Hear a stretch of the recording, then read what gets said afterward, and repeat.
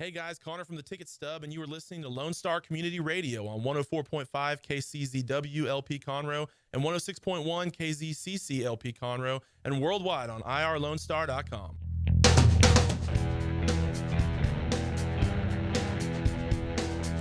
Good afternoon and welcome to the Legal Connection with Tony Lynn Collins and Cheryl Ellsworth Jahani. We are two Texas licensed attorneys, and we're here every Tuesday on 104.5 and 106.1 Conroe's FM. And you can watch us live on Facebook too, and you can message us questions if you want to. And at the end of the hour, we're here from 12 to 1 every Tuesday, but at the end of the hour, we'll get to those questions if we have time. So today we are talking about inverse condemnation. We've been talking about it for a couple of weeks. Or trying to. A little bit, yeah.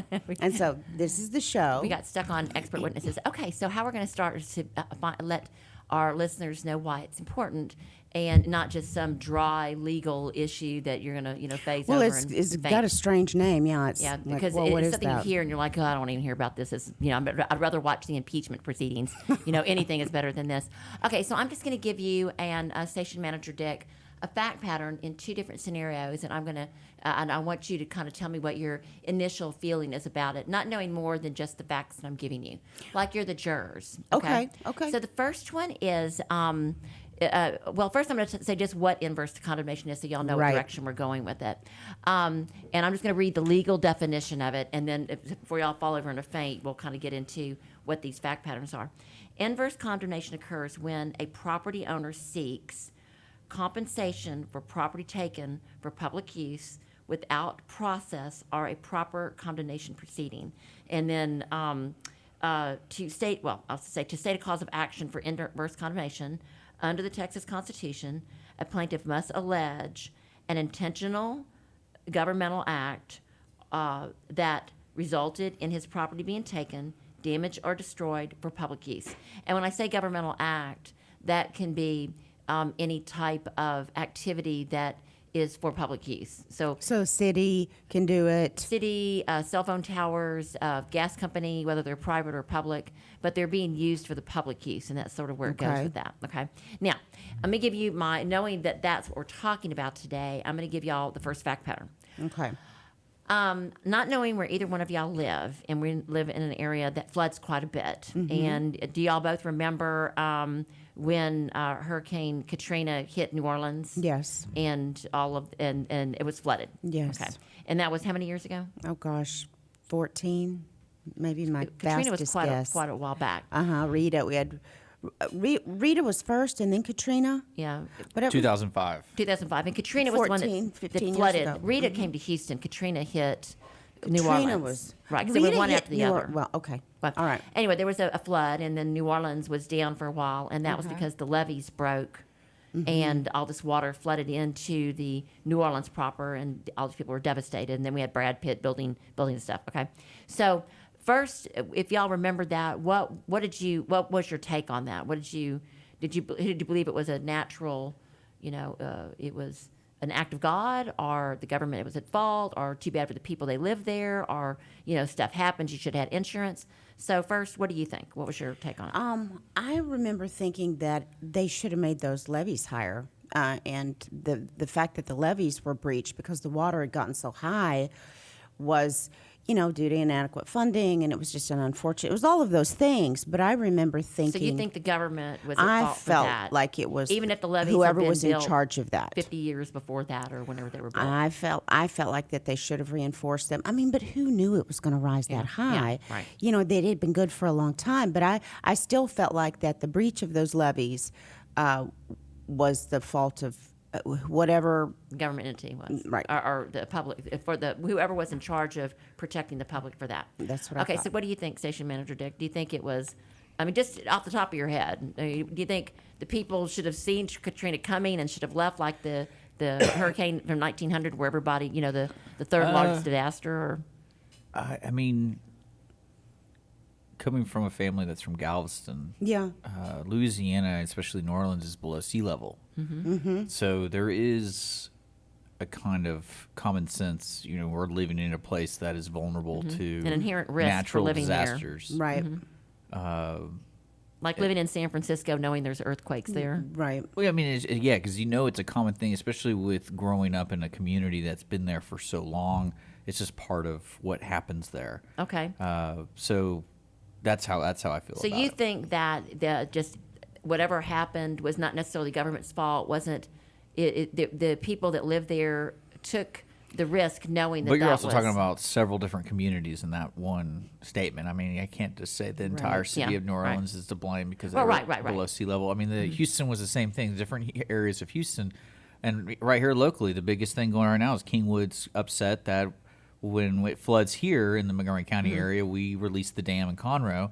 Well, that water goes directly through Kingwood, Right. and Kingwood floods. Okay. So with New Orleans and the levees and things, I mean, I think there's an expectation that it's going to flood, and then when we know how to recover from a flood because we. So you say get flood insurance because And I don't know if they even offer flood insurance in New they do. Orleans. It's expensive. Well, you're right in New Orleans because I don't know Louisiana law. I know you Yeah. can get it here. I know in Galveston, I know they have several different sections of insurance because they have wind. I mean, like which ones are important. I remember at one point my grandfather said, "You insure it for so much, it's not even worth the money because you just Right. build a new house." Right. Yeah, by the time you pay you're the paying premiums that- every year, if you're paying that why not much just money, put that in the bank and then build a new house once it floods for that one time? Because your position is there's an inherent risk, and you know that, so you better prepare because things happen, and it's not you shouldn't leave it up to the government to take care of you. So I've kind of got a little bit leaning both ways on this. Okay, so we'll go to the next case scenario, which is Harvey, the one where Kingwood did get flooded and the Addicks Dam and what have you. And so knowing that, I'm going to read just a little spill from just a printout because it kind of gives it a heads up on this. It says, after making landfall in August of 2017, Tropical Storm Harvey doused Houston with an average of 33.7 inches of rain over a 4-day period. Many properties, including over 150,000 homes, flooded during the storm. Okay, so knowing just that, we know that there was flooding and what have you. Now, what happened in Harvey, as we've discussed before, and we kind of talked about a little bit on some other shows, those affected included private property owners within the Addicks and Barker reservoirs west of Houston, upstream of the federally designed, built, and maintained Addicks and Barker dams. During Harvey, the Addicks and Barker dams collected stormwater in their respective reservoirs, causing properties within the reservoir to flood from the impounded water. At issue in this bellwether trial, because it went to trial, is the liability of the government under the Tucker Act and the takings clause of the Fifth Amendment of the Constitution for damage to 13 of the properties. So 13 people sued. These people were from the Addicks Dam area, not for Kingwood, but Kingwood's got the same argument. If you are flooded because the levees are released by, and I'm going to go a step further. I'll say I'm going to give what happened. This is a case in which Texas owners whose property upstream of 2 government-created and maintained dams, a little bit different from New Orleans because the government didn't create that where they're living, but here they did, was intentionally flooded by the Corps of Engineers after Hurricane Harvey. These homeowners, at least 13 of them, sued the federal government for just compensation for taking, which is the Fifth Amendment. The government can't take property without compensating you. The government sought dismissal, but after a 10-day trial, the FCF, which is, I don't know what that stands for, held the government is liable for taking on a flowing easement on the 13th, on the 13 properties. So the government sought dismissal, and the FCF, what is FCS? You have any idea? Federal something. Yeah, it is. Held, that the FCF held the government, it must be a circuit court, held the government is liable. Okay. And then, flood control, you would think, Federal Circuit Court, that's what it is. Federal Circuit Court held that. Now, this has gone back and forth since then, but before we talk about what the resolution has been recently, I want to find out what, now, because we live here, whether you live in Kingwood or not, what is your position on that? Do you think, because we built these dams for our watershed to provide water to everybody, Right. and those dams hold the water back for that usage, but when we have a high flood and the water from the Colorado River and the Brazos and all the different rivers that flow into it, when they, put in jeopardy the what is the term I'm looking for? The integrity of the levee and the dam. That's why they released it. That's why they released it. The because water's they said that it would, if they didn't release it, the people that live near the dam, the levees would break, and so they needed to do what was the most wise. Do we release a little bit of water to save more people, or do we release, or do we not release it and then take our chances on whether or not it will flood or not, or whether the levees will break? Which is what happened in Katrina. They took their chances. I don't know if they could even release it. I don't know the structures of those things, but the integrity was the pumps broke compromised. in Katrina. So when the pumps broke to pump the water back out again, they were going to, that's what happened. The mechanical issue broke the levees because they were set. They were prepared for more than that.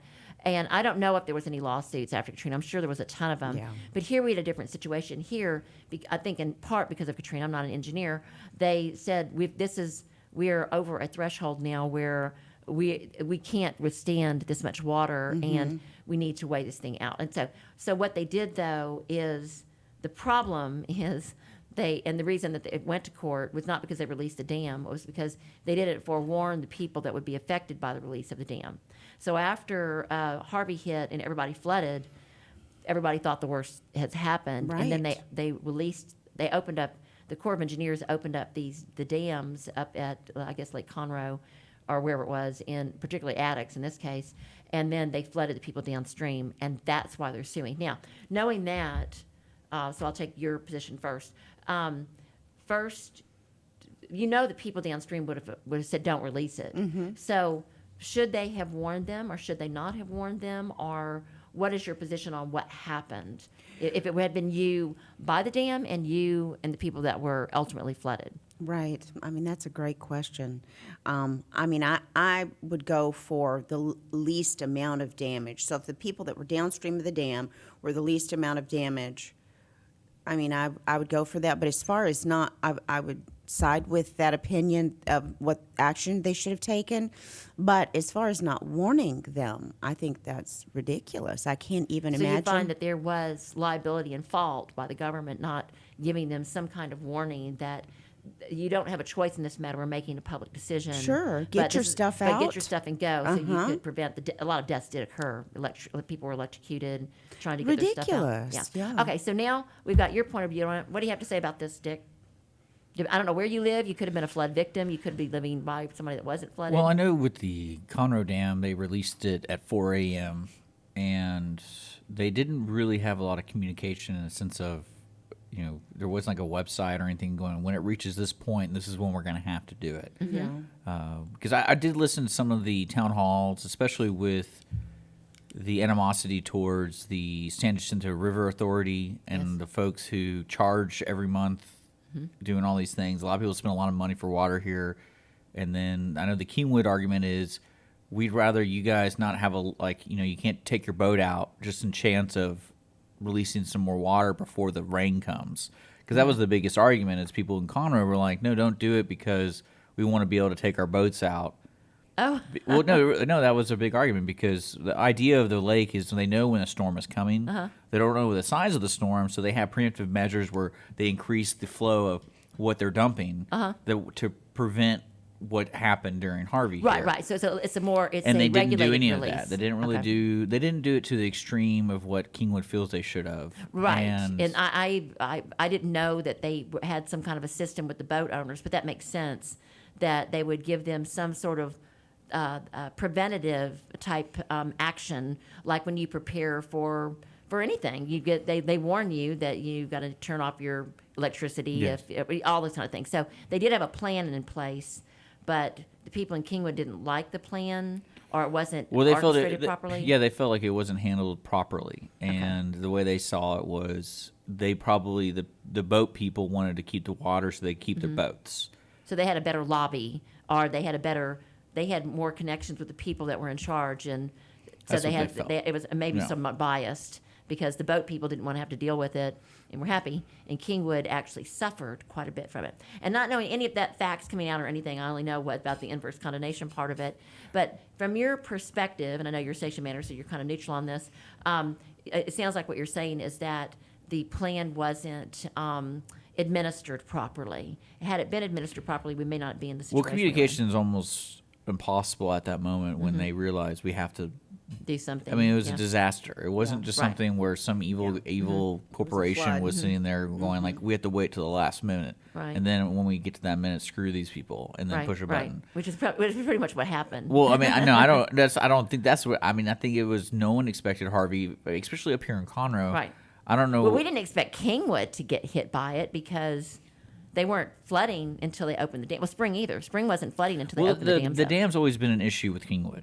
It's okay. never not been an issue. Okay. When it rains heavy, they have to release water. Okay. So certain houses, certain areas do have a better chance of So flooding. that may be why I'm not reading about a lawsuit with Kingwood. I'm reading about Addicts Dam because Kingwood should know to have flood insurance because that may happen. Well, I mean, it's a known thing since they built the dam and Okay. built Okay. the lake. It's a known. That was the plan. That was the overall build out. Okay. This is where the water goes. Okay, that makes sense on why I haven't even done any research on any Kingwood From what I lawsuits. understand, with the west side of Addicts Dam and over there is from what I understood, is the property builders didn't properly educate like people buying and building the homes over there because Right. of the risk of flooding. Right. Now that may be the case, and that may be a separate lawsuit, but this one's simply against the government.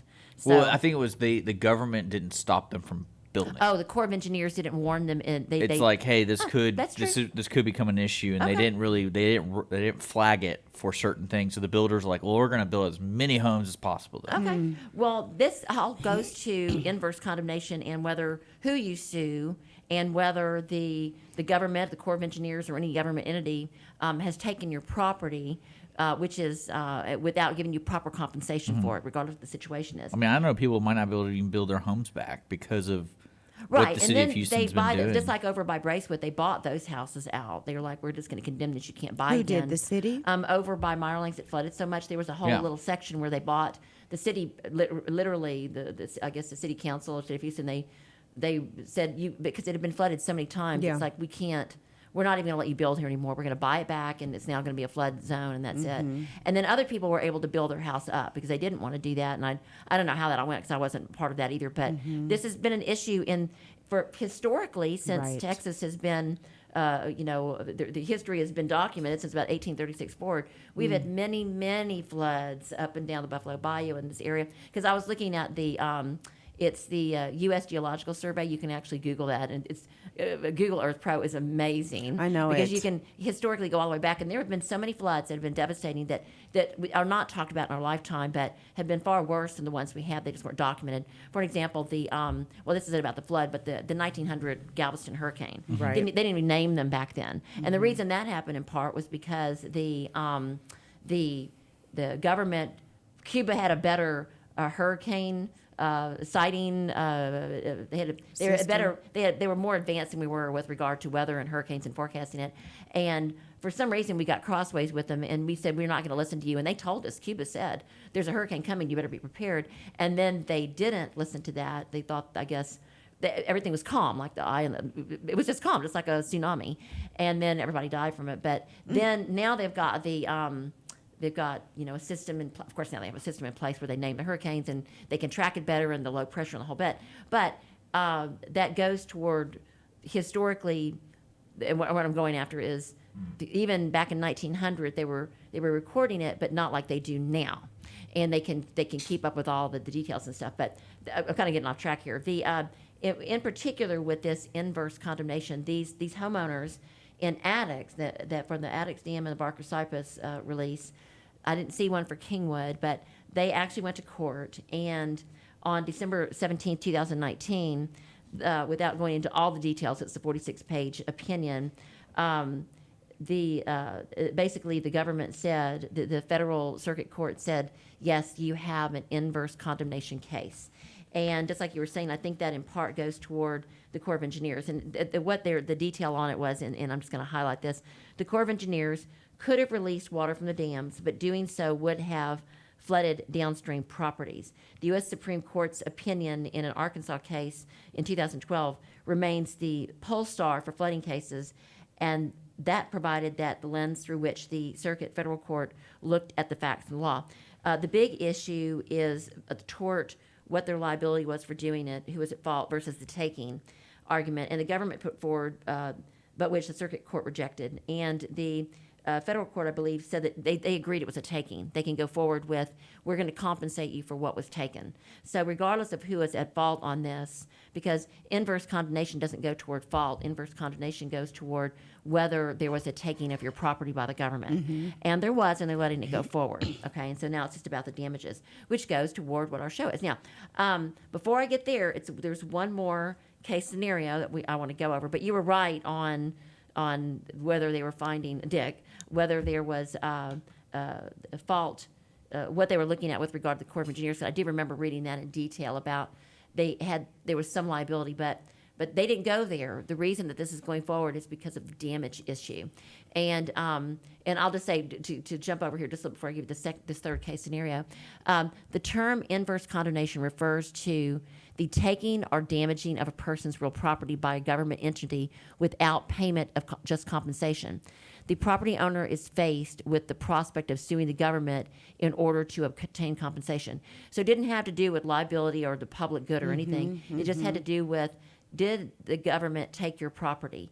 And so to some extent it did have to do with liability because the government released this dam water and it took property. So, and I wouldn't have thought, because I would think there'd have to be a liability issue, but apparently there was not in this one. Now, here's the third case scenario. You've got a public service being provided in and I'll just give you the actual facts. It could be a cell phone tower, it could be electrical lines, it could be anything. But in this case, it was the gas company here in Montgomery County. We have one gas company, it's privately owned, it's Texas Gas Utility. They have many, many different entities underneath them that are like, I won't say they're subsidiaries, but they're affiliates that do different things. United Natural Gas, Texas Gas, Centric Gas, they're all a part of the same private owner owns them. And they provide gas service to, in fact, I'm just going to paraphrase, because they're the only gas company in this area, you can't switch gas companies. Right. They are your gas company. If you want gas or if you're complaining about them locking your meter or whatever, then you're dealing with one entity.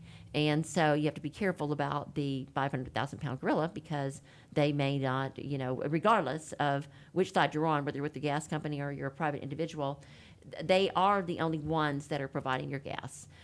There's basically, I want to call it maybe a monopoly, but they're not a monopoly because Why? I don't know why they're not a monopoly. I don't know how I guess nobody else is providing gas. I really don't know enough about their business, but no one's having any complaints. In fact, we're a customer of them too, and I'm sure you are, and I'm sure you are too, Station Manager Dick, because they're our only gas provider, unless you don't have gas or you use natural gas, propane or something, and you supply your own. But they have the pipes and stuff that go under the ground, and they supply it that way.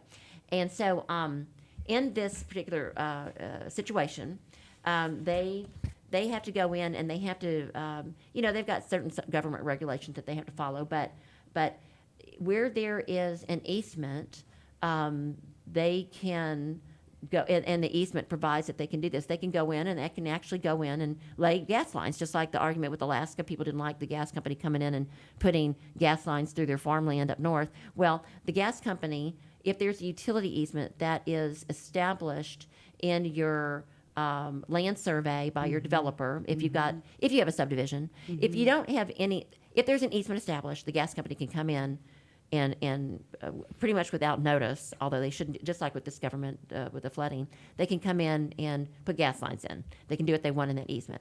That's providing that there is an easement established.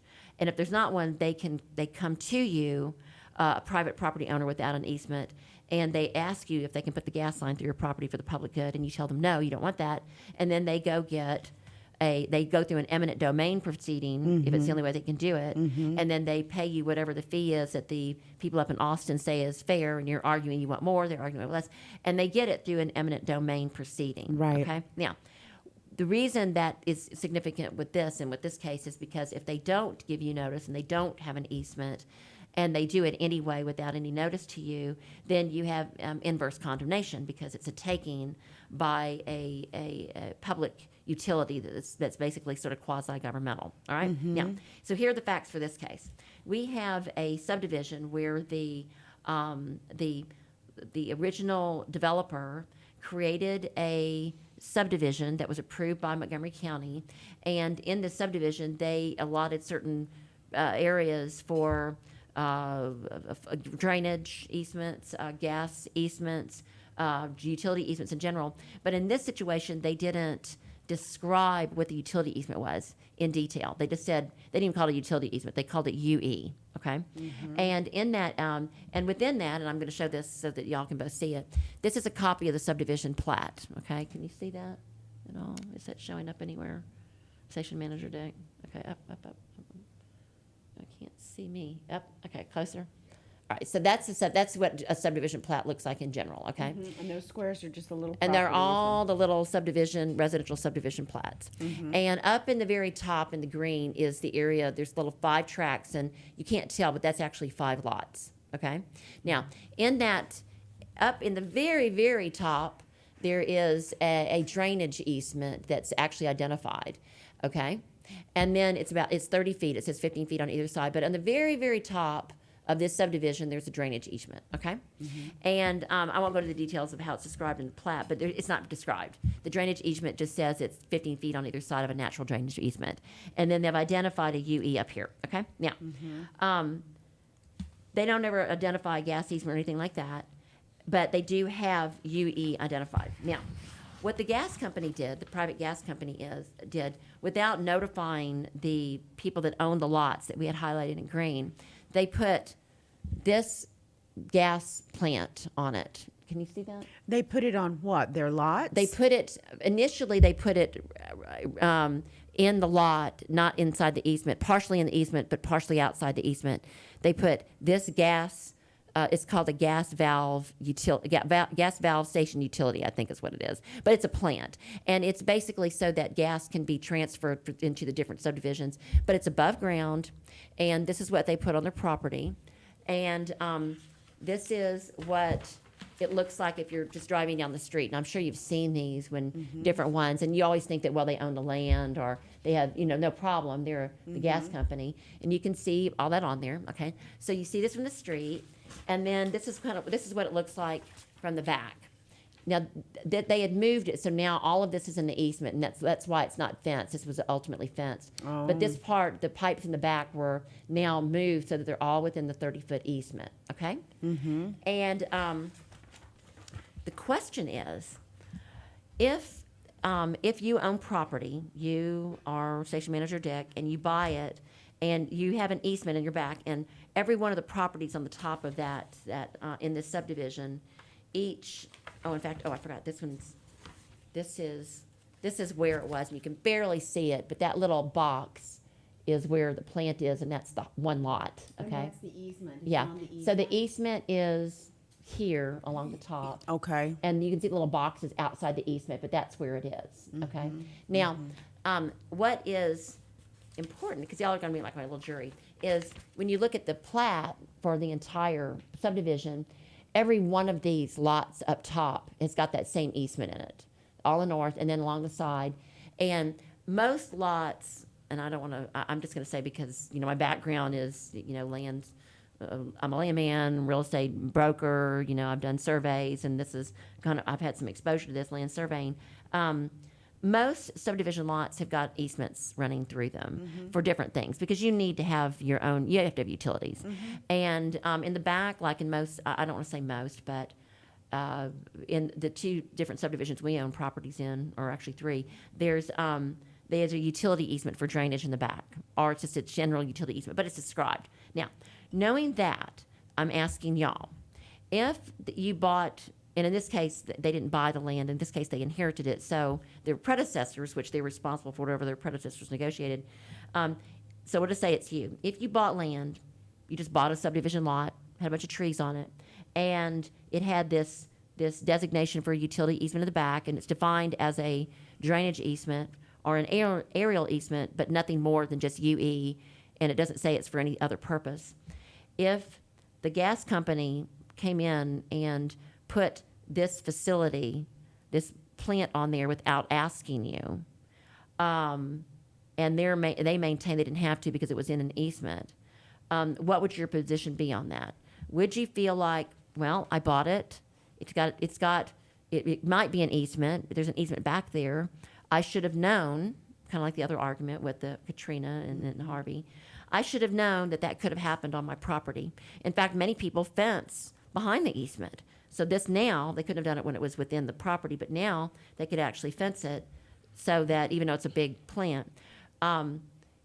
What is your position that the gas company came in and didn't tell them they put it on there and it says danger, flammable gas, and they don't know what's underneath it and what have you? Do you feel like they should have given them notice? Do you feel like they had a right to because an easement was there? Or do you feel like that because of the size and the degree that if you bought a property with that type of easement, you would not have expected a gas plant in your backyard, which they can do based on their argument that they can. They could put that gas plant in the back of everybody's backyard in that easement. Right. So I will ask Station Manager Dick first, since this is probably the first time you've heard this story. What do you think? You buy a property, the gas company comes in with this gas plant, but they don't tell you about it, it's sitting there. Do they have the right to do that? They don't have the right to do that. You're just listening for the first time. I mean, I think it depends on what city or county you live in, because every county has rules. Okay, let's say the county doesn't have any rules on it. Then it is what it is. Okay. And I think also a lot of times with this kind of stuff, especially with development going behind you, a lot of newer places will build higher than you. So right. you will become where the water goes. Right. Okay, now that's for flooding. We're talking about this gas plant being stuck on a piece of property. Well, that's what I'm saying. Like, if I was a property owner, that's what I'd be concerned with. More about the flooding. More about what they're changing in the environment around there. Right, and they can't, just so you'll know, that the Natural Resources Code and the way the law works with easements is you can't change if you change a natural easement, a drainage easement, then your neighbor may have a cause of action against you because once you that's like changing a river. You can't like China tried to do. They're building islands so they have more land out in the ocean where it's international. You can't go in there and try to tamper with what God has used and what was expected. That's a natural drainage easement, and you would have a cause of action for that. But in this case, let's say they weren't tampering, which that would be a taking too if you were flooded. But let's just use this scenario. You've got just a gas plant, not drainage. You've got a cell phone tower, but in this case it's a gas utility plant. Something that's large and above ground that's in an easement. It's ugly, basically. Ugly and dangerous because they've labeled it dangerous. Don't come near here, it's flammable. Cell phone tower could have electrical. There's something dangerous that's been put in your easement that's above ground. You have kids or may have kids. You have a dog. It's not fenced off, and then they put this in here. Do you believe that you should have had notice, or like in the Harvey and Katrina situation, should you have known? Is that an inherent risk when you buy into a subdivision? If no other rules exist except for the plat and the developer, what they have. Well, I mean, there's not any rules. That is what it is. Okay. I mean, that's why certain communities protect itself from certain developments like that, and that's why, the Woodlands is the greatest example of how they protect the people who build there. I mean, my favorite thing right now is they're having a discussion about how many grocery stores they can put into each section. Yeah. So I mean, that tells you how much they regulate what can go in and what goes around the community. Okay. So I mean, it just depends on where you are, and I think if you're in a rural area and that's just the way it is, I mean, your neighbor could have been putting a bunch of double wides up and doing a meth lab.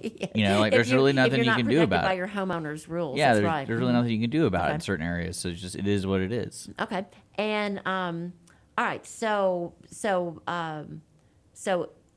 there is an argument that it is what it is. It would be if it was clear. Like in the Woodlands, they have very clear homeowners association rules. Now, I bet there's ways to protect yourselves from preventing these kind of things. Because some people don't even pay attention to what their neighbors are doing. Yeah. Until it's too late. Right. And I think a lot of folks who own property have to do due diligence every year, every so often, just to make sure what's going on around, what's available, who owns the property. Okay. I know that was one of my father's biggest deal when they buy land. Their biggest deal was they would figure out who owns the property around them. The adjacent property? Yeah, anything that touches their land, they're like, well, who owns these things? What are their phone numbers? Who do we get contact if we need if it's something? open, yes. Or if it's already an easement, it's already got natural drainage. Okay.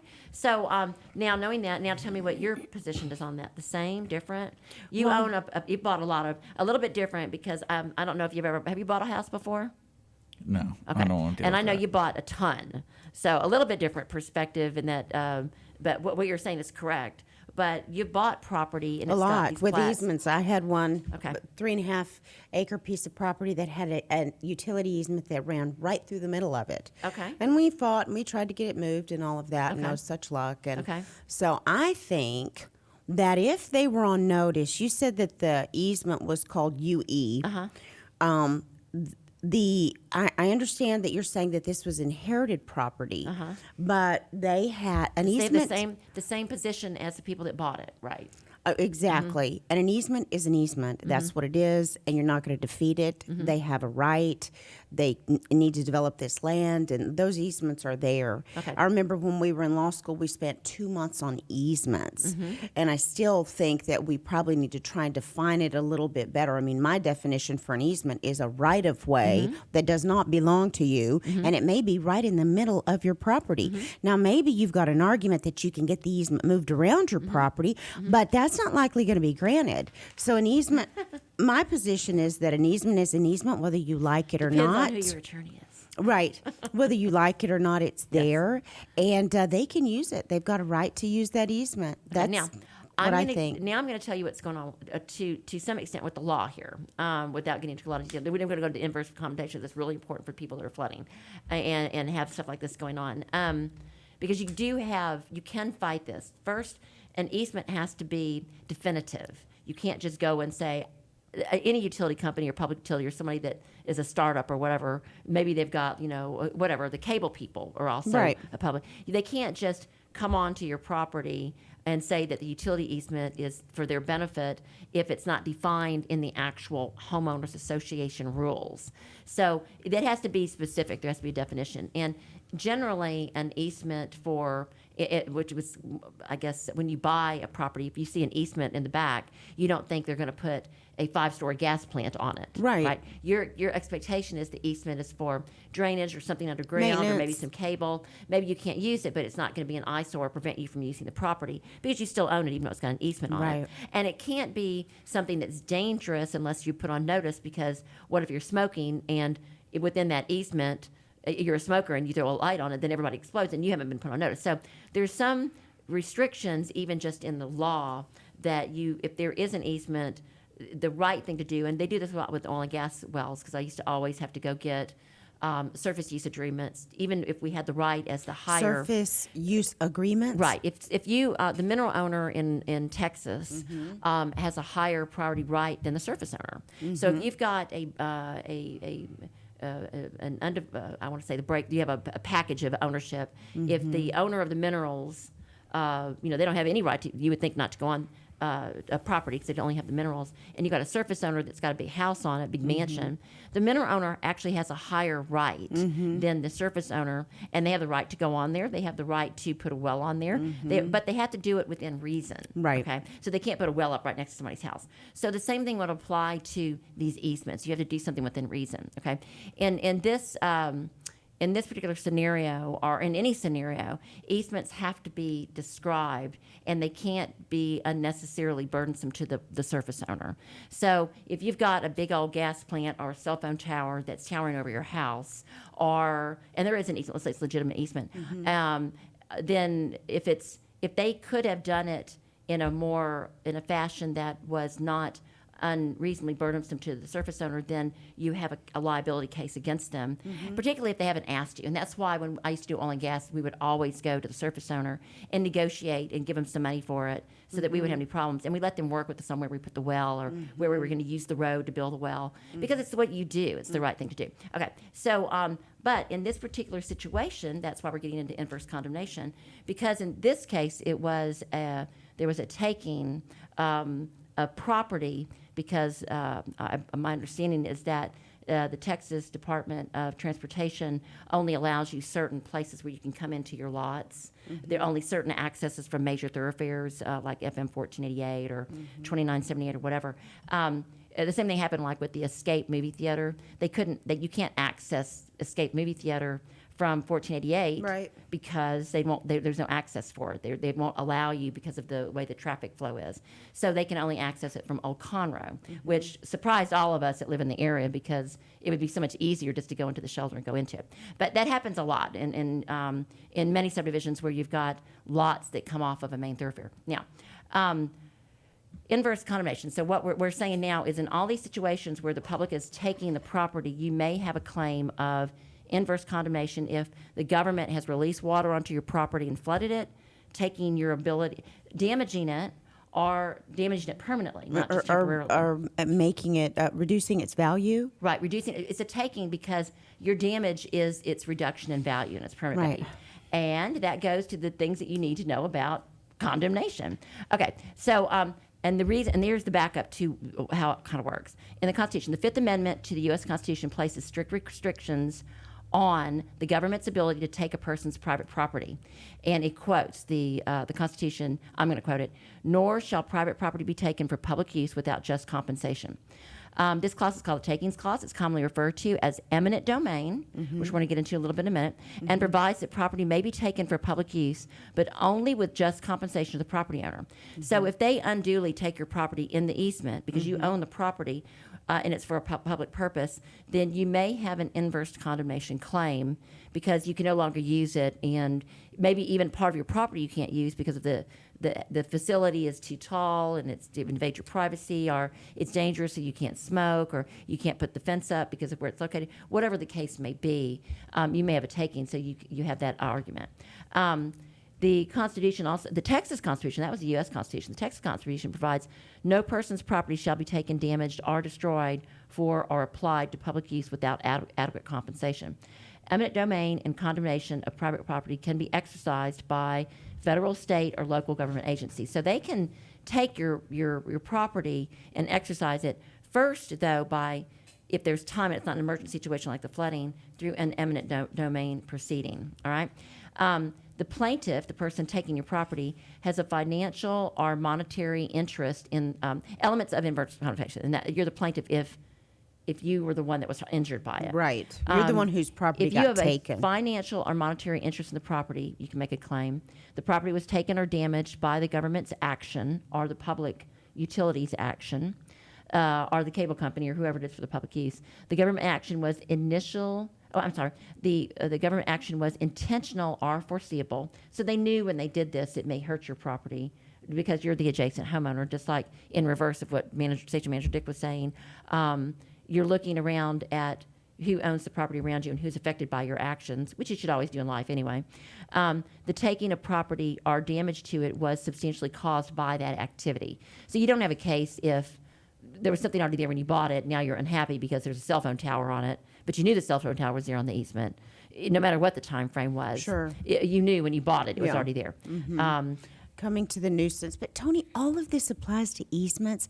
I thought that easements were in their own special little category, that when the easement existed, the value of the property was already taken into consideration for that easement. Yes, because right, if you go to buy a subdivision lot, and this would go for all of our listeners who go buy property, you want to be looking at this very closely.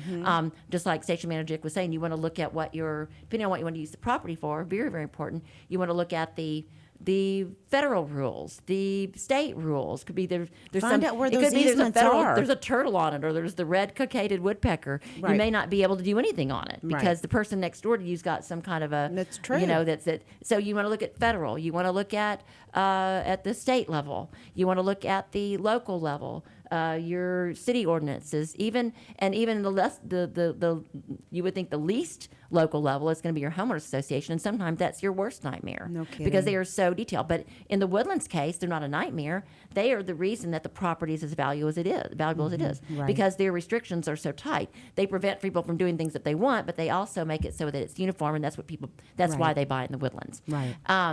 So you do want to look at that, but at the same time, when you buy a piece of property, it's got an easement on it. You also, when you look at what the definition is, you can see what to expect the easement to be used for.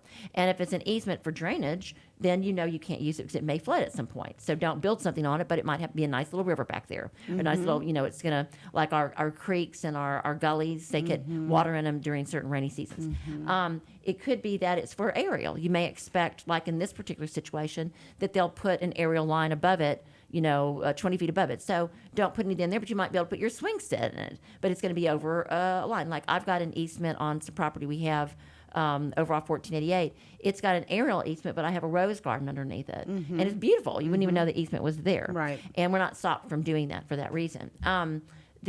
So if you anticipate what's going to be there and that's your property value, that's one thing. But if something is put on there without your just compensation by either the entity putting it on there, or and they haven't even notified you of it, then you may have a takings claim, an inverse condemnation claim, and particularly in a situation where you've got a massive plant, an electrical plant, a gas plant, something that's above ground and dangerous. People generally, when you see the little boxed-in, fenced-in areas, whether it's for water, gas, or electricity, and it says dangerous, don't approach, you're thinking, there's going to be radiation. I may not be able, there may be gas. There's something going on, maybe something there. I'm going to be physically endangered, my pets, my children, me, if I get close to it. So that's the kind of thing you're looking at. You would think that you would be approached for that. Okay. Now, how much time do we have? A few minutes. 5 minutes? Okay. I want you to go over these 10 things that you need to know about inverse condemnation. 10 things that you need to know about inverse condemnation. Inverse condemnation or regulatory taking happens when the government takes or damages your property without filing suit or paying you just compensation. And filing suit means the government has filed an eminent domain suit so they can be compensated for it. Okay? They can compensate you for it. Right. So, and they can determine through the government what is reasonable, which is always an argument. Yeah. I mean, they did in Austin when they were building the convention center. They took all these people's land, and their argument was in response, you're going to take it, we get it, but it's now in the middle of Austin. It's very valuable property, and we were going to use it for our own valuable property. Now the government wants it for a convention center.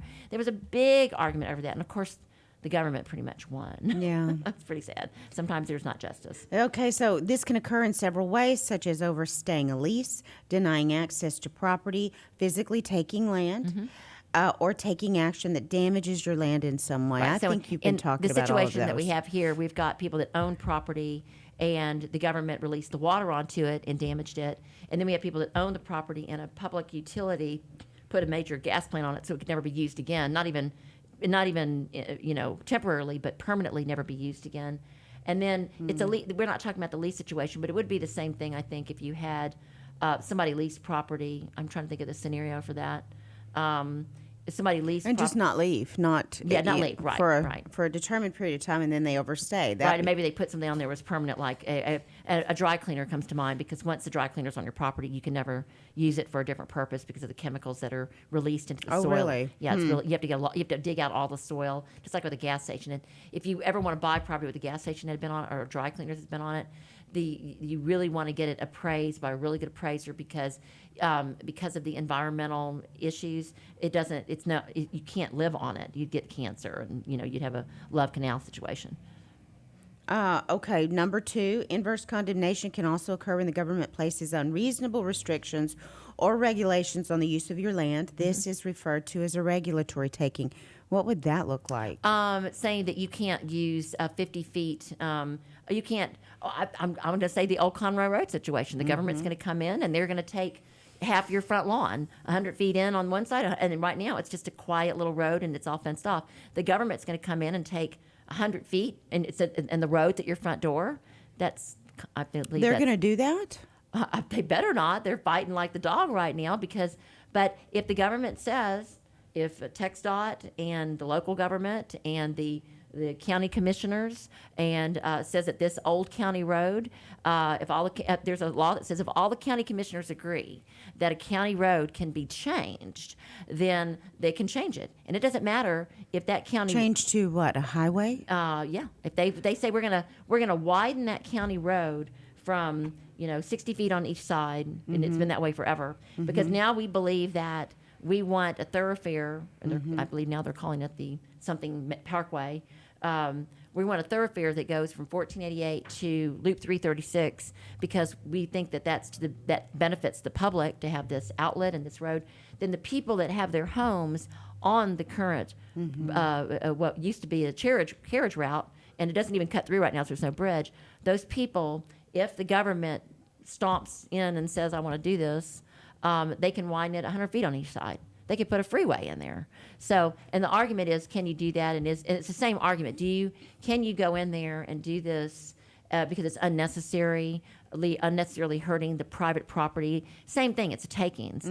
So that may not happen. But we do know that it's been for many years now, for about a decade, that there has been some issue on how we're going to make a thoroughfare where we can get to Conroe from 1488, whether we come up 242 or we come up Old Conroe, and so now it's just about where and how big. So yeah, that's the same issue. Okay, number 3, the Fifth Amendment of the U.S. Constitution, Article 1, Section 17 of the Texas Constitution, guarantee that no person may be deprived of property without due process of law. That's what we've been talking about. Right. And they further provide that private property may not be taken for public use without just or adequate compensation. Okay, well, we need to wrap this up. I think that we have more discussion on this next because week. What they're doing, like on Old Conroe, is they'll go get an eminent domain where it's inverse compensation. It's like the gas plant people. They just did it, and then you have sort of the getting a surface easement is always the right thing to do. But yes, we're going to have part 2. Okay, well, thank you for listening, guys. It's Tony and Cheryl. We've been talking about inverse condemnation, and we want to remind you to serve God by serving others. All right, we'll see you next week, guys.